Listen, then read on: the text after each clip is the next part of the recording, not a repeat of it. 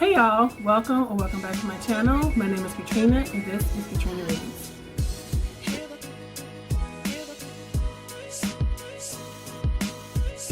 So this is my March TBR check-in, just to let you know what I have gotten read this March so far. I was taking it easy this month. I didn't have any readathons or anything other than Buzz Readathon, which is one book a month. And I had one book that I needed to read for NetGalley that was due this month. I did end up doing two, but one was a kid book. The first one was Slave to Sensation by Nalini Singh. It's the first book in the Side Changeling series, and the reason why I got into it was because Mara over at Books Like Whoa is starting. She started a podcast. She's going to do a reread. There's like 15 books.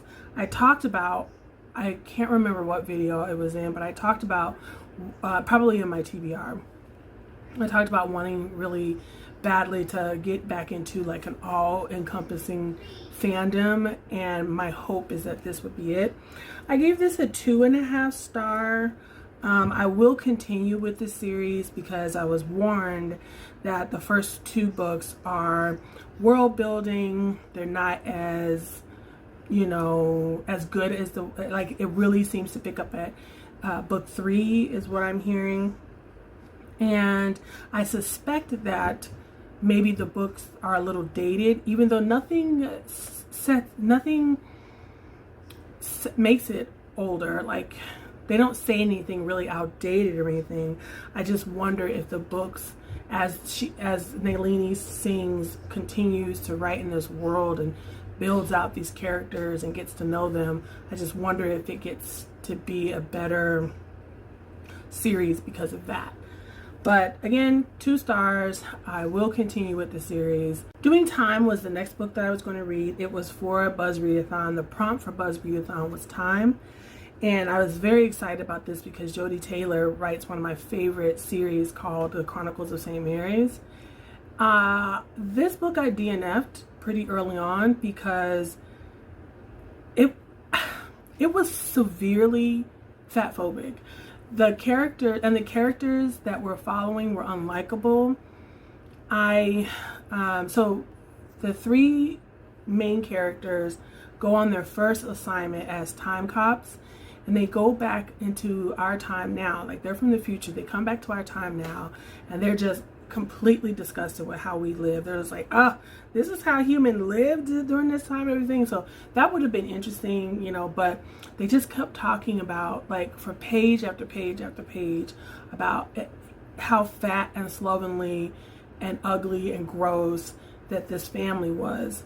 They were coming after the father of this family. He was a time fugitive, but they had to deal with a wife who was just like, what is going on? Like, because they didn't announce themselves or anything like that. They just came for the father. The father knew why they were there, obviously.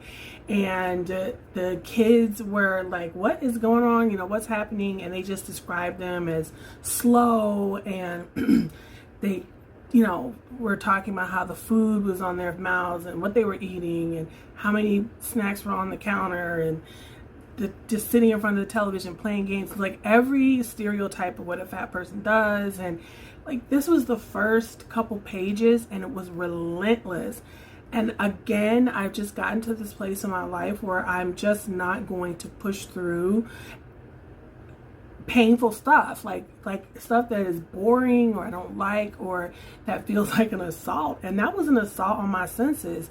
But I also have to say that, just to let you know that I'm not a close reader. There are some books that I specifically close read, like when I'm doing projects, like right now I'm doing the Toni Morrison project. I'm doing a close, slow read where I take my time and I'm taking notes and I'm really absorbing the language and really trying to dissect what the author is saying. I'm not like that normally. And so for me to notice, I try to make fat neutral. It's just a descriptive, just like saying I have brown hair and brown eyes. I'm fat. I carry more adipose tissue on my body than the norm. It's not sensitive and pretending like I'm not fat. I'm not sensitive because I'm fat. but it was like boom, boom. It was just like an assault. And so I DNF'd it, and that made me sad, like I said, because Jodi Taylor is one of my favorites. So that was Doing Time. The next book that I read, happily, was a 4.5 star for me. It was The Twisted Ones by T. Kingfisher. It's a horror book.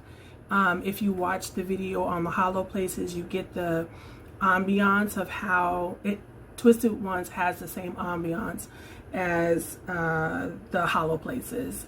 And T. Kingfisher is becoming one of my favorite horror novelists.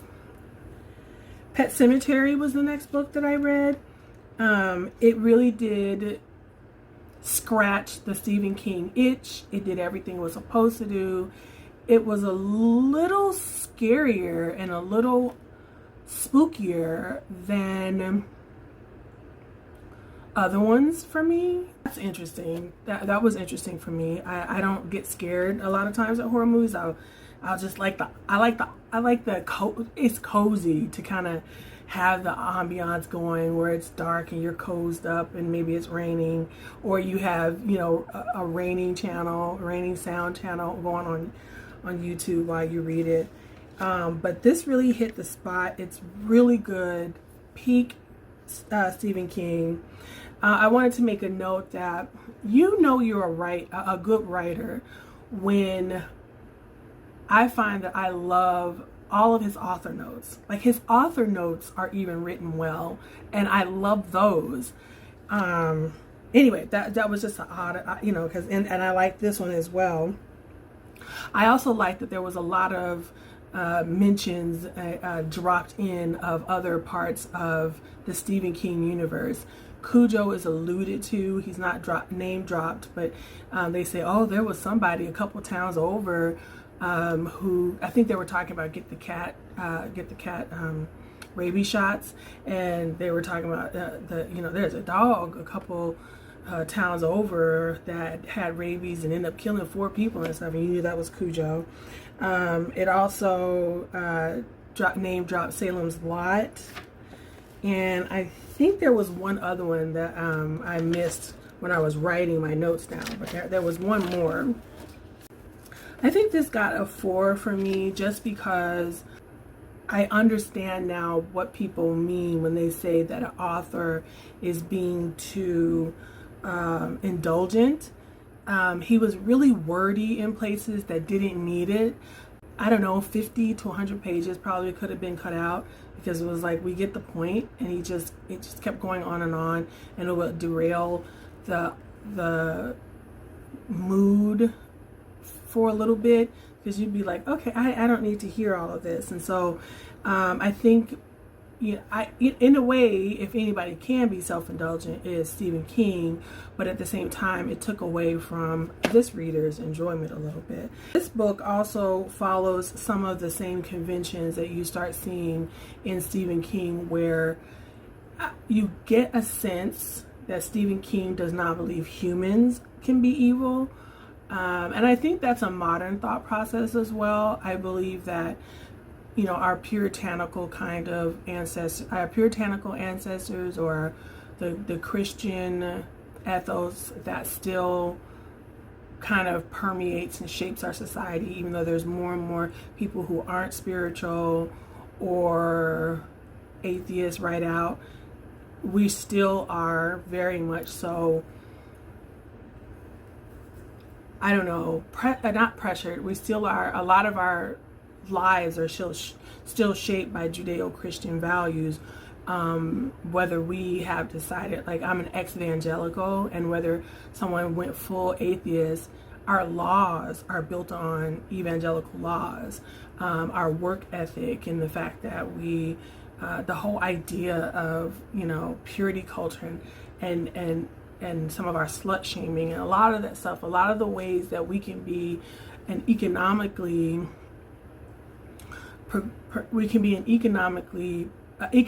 powerhouse, but at the same time be so far back when it comes to social things, I think has to do with the effect that Judeo-Christian things have on us.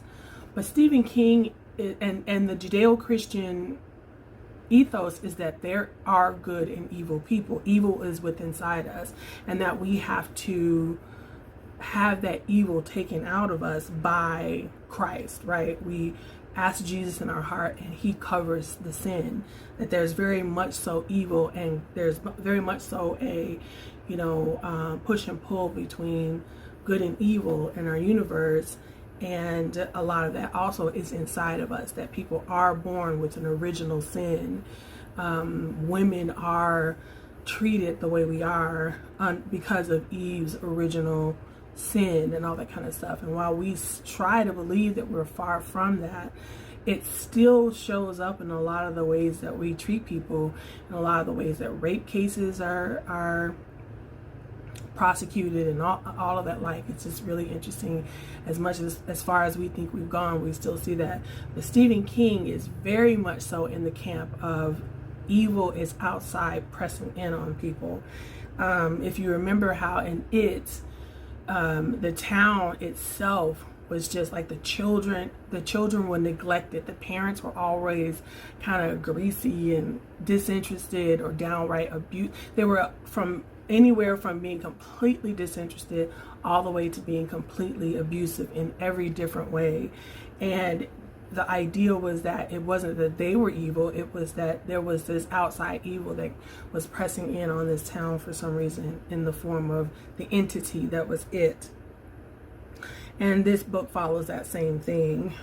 Humans are pressed upon by a paranormal activity. There's the Wendigo that is calling on them. The town, not the whole town, but when you get to around the area where Judd, the next door neighbor, and then the doctor's area, his land, and then the land that goes all the way to the back, where the Indian mounds, the Native American mound is, and all that kind of stuff, that there's an evil permeating the ground, and it causes people to be more and more angry. The evil actually affects the wife when she's trying to get back to her family after visiting her family. She's trying to get back to her immediate family, and she starts to believe that she's being kept from getting there.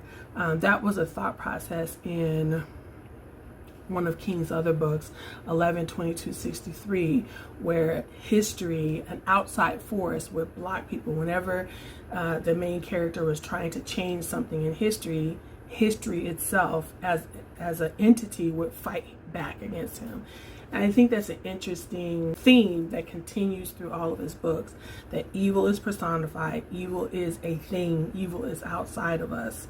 And even though we kill each other, even though people kill each other in the books, even though people go crazy, they drink too much, there's something outside of them that makes them do that, not necessarily our choices. I don't always get a sense that Stephen King is blaming the person themselves. I'm blaming the Wendigo, I'm blaming whatever's in the woods, I'm blaming, in The Shining, it's the hotel, it's whatever infected, it's an infection, it's all of these things. It's evil outside. So I thought that was interesting. And I gave Stephen King's Pet Sematary a 4, just because of the fact that, like I said, it was wordy and could have benefited from a little bit of editing. Now, the final book that I read was The Midnight Library. I will put a review of this up on the channel soon. It got a 2.5 out of me. I was hoping very much so that this would be a favorite book of the year, and I also even preemptively put it on my list of books that I was going to buy a physical copy for, because I was sure that it was going to have a profound effect on me, and it would be something I'd want to own, not just in my Audible library, but also physically on my shelves. And I scratched it off that list. Just quickly, there's a character who decides to end her life, And instead of going straight to whatever the afterlife is, she ends up going to a place called the Midnight Library, where she opens up a book, and all the books are about her, and they are all slight variations, sometimes very big variations, but they're all variations of her life if she had taken this, that, or the other road. And raises some very interesting questions, and I think it had some kind of damaging ideas in the end. And so I want to have a more careful conversation about this, with lots of content warnings and things like that. So that will eventually, I've already recorded it, and I will put that up on the channel. I plan out my videos and then I upload them, and so I'll have to see where that video will go, so that maybe it can come out before this. However, it will be eventually on my channel, just to really kind of talk about how weird the book ended up being. A cat at the end of this. Let that be our emoji for the end of the video if you got this far. A cat in the honor of the cat that comes back to life in Pet Cemetery. Creepy stinky cat. And thank you so much for liking this channel, for subscribing, and ringing that bell so that you know whenever I upload another video here on the channel. Be easy on yourself, and I'll see you in the next video. Bye.